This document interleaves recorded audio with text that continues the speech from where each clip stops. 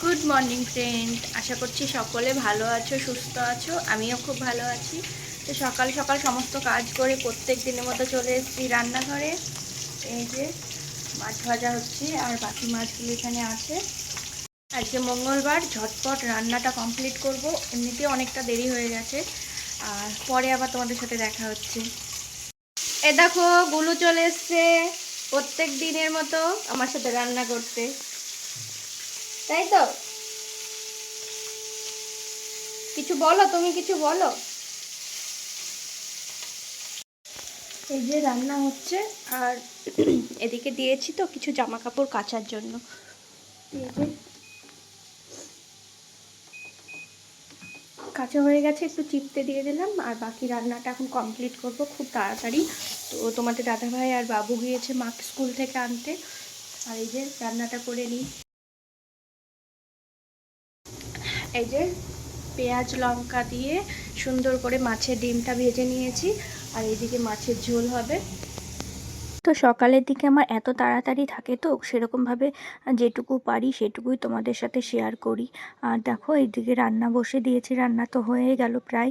আর এরকম আলু দিয়ে মাছের ঝোল করলে না সবাই ভালোবাসি, আর তোমাদের দাদাভাই তো খাবে না। আর আলু দিয়ে মাছের ঝোল করলে আমার বাবুর খেতে সুবিধা হয়, ও আলু দিয়ে মেখে মাছ মুখে দিয়ে খায়, তো সেই জন্য আলু দেওয়া হয়েছে। কালকে ছিল আমাদের এখানে হাটবার, তো সোমবার আর শুক্রবার হাট হয়। তো দেখো, কালকে সবজি বাজার করে নিয়ে এসেছিলাম এই যে। তো এখনো কিছু গোছানো হয়নি, সেগুলো গুছিয়ে রাখবো। শসা নিয়ে এসেছিলাম, তারপরে ভেন্ডি, পটল, আলু, পেঁয়াজ, লঙ্কা, লেবু, উচ্ছে সব কিছু নিয়ে এসেছি। এখন এগুলো গুছিয়ে রাখবো, কালকে আর গোছানো হয়নি রাত্রিতে। আর দোকান থেকে এসে না শরীরটা খুব ক্লান্ত হয়ে যায়। দোকানে তো আমাদের কাজ মানে দাঁড়িয়ে থেকে কাজ করা, আর বাড়িতে এসে না আর ভালো লাগে না, মনে হয় যে কখন একটু বিছানায় গিয়ে শুবো, এরকমই মনে হয়। আর সারাটা দিন ধরো সংসারে কাজকর্ম করি, তারপরে দোকানে যাওয়া আসা, আর কোথাও গেলে তো দেখবে খুব আলিশি আলিশি মনে হয় শরীরে। সেই জন্য না বাজার করে নিয়ে এসে আর সবজিগুলো গুছিয়ে রাখা হয়নি। তো বেশিরভাগই আমি আগে গুছিয়ে রাখতাম, এখনও রাখি কোনো কোনো দিন। আর তারপরে আবার কোনো দিন সেরকম সবজি হলে কেটেও রাখি। আর এদিকে দেখো, মাছের তরকারিটা হয়ে গেছে। আর তোমরা তো দেখলেই জামাকাপড় কাচতে দিয়েছিলাম, তো সেগুলো কাচা হয়ে গেছে, সব গামলায় তুলে রাখবো। তো একটা টাইম মানে গামলায় রেডি করে রেখে দিব, একটা টাইম ফাঁকা পেলে সেই টাইমে আমি ছাদে মেলে দিয়ে আসবো। তো সেরকম টাইম বুঝে সুযোগ বুঝে আমায় কাজ করতে হয়। আর সকালের টাইমটা খুব তাড়াতাড়ি থাকে আমার।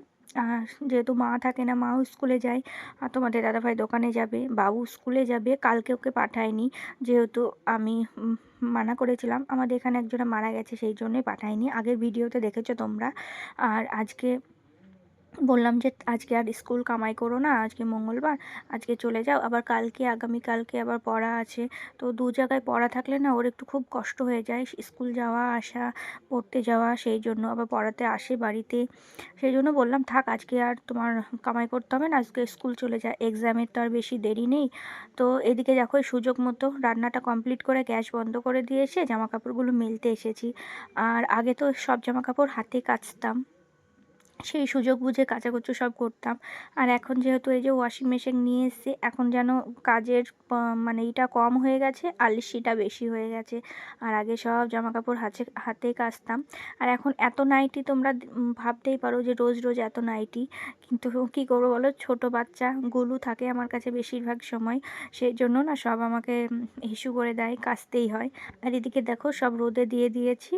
আর আরেকটা জিনিস দেখায়, এই যে দেখো দেখো, জানলা দিয়ে কিন্তু ওদের জানলাটা আমাদের উঠোনের এখান দিয়েই মানে সামনে। তো সব সময় ও জানলা দিয়ে বসে থাকে, যেটুকু টাইম বাড়িতে থাকে ও আমাকে দেখার জন্য ওইখানটায় দাঁড়িয়ে মানে বসে থাকবে, আমাদের বাড়িতে আসবে, খেলা করবে, এরকম। আর এদিকে দেখো, তোমাদের দাদাভাই চলে এসেছে মাকে নিয়ে, আর বাবু এই যে রেডি হয়ে গেছে স্কুল যাওয়ার জন্য। আর আজকে তোমাদের দাদাভাই গাড়ি নিয়ে যাবে, তো গাড়ির একটু কাজ আছে তাই বললো, তো গাড়ি নিয়ে যাবে। আর বোন এখানে দাঁড়িয়েছিল, সবাই দাঁড়িয়েছিলাম। আর এই যে দেখো, গাড়ির ভেতরে কিন্তু ওই যে গুলুকে নিয়ে বসে আছে বাবু, বাবুকে স্কুলে নামিয়ে দিয়ে যাবে তোমাদের দাদাভাই। আর গুলু গাড়িতে উঠতে খুব পছন্দ করে, তো ওইদিকে ওকে নামিয়ে নেব। এই দেখো, আমি ঘুমাচ্ছি আর গুলু এসে আমাকে বিরক্ত করছে, দেখো কি, তাকাও।